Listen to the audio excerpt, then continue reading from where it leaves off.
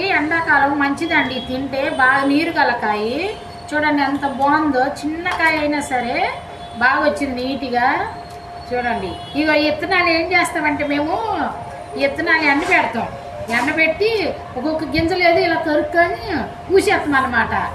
కానీ బాగుంటాయి, ఎండాకాలం టైం పాస్ అయ్యిద్ది అనమాట గీకుతుంటే.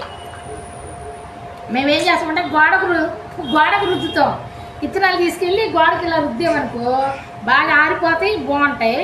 చూడండి ముక్క కూడా ఎంత బాగుందో, కాయ ఫ్రెష్గా ఉంది. ఇక ఇప్పుడు రేట్ ఎక్కువ ఉంటుందండి ఈ కాయ, ఎందుకంటే ఎండాకాలం కదా తింటారు బాగా, అందుకని రేట్ ఎక్కువ ఉంటుంది అనమాట. ఇది మామూలుగా తింటే నోటికి అంటుకుంటుందని చిన్న చిన్న పీసులు చేసి పుల్లలు ఉంటాయి కదా, పుల్లలతో తింటాం. ఇంకా కట్ చేస్తాను చిన్న చిన్న ముక్కలు కట్ చేసి ఫ్రిడ్జ్లో పెట్టచ్చండి, బాగుంటుంది ఎండాకాలం చల్ల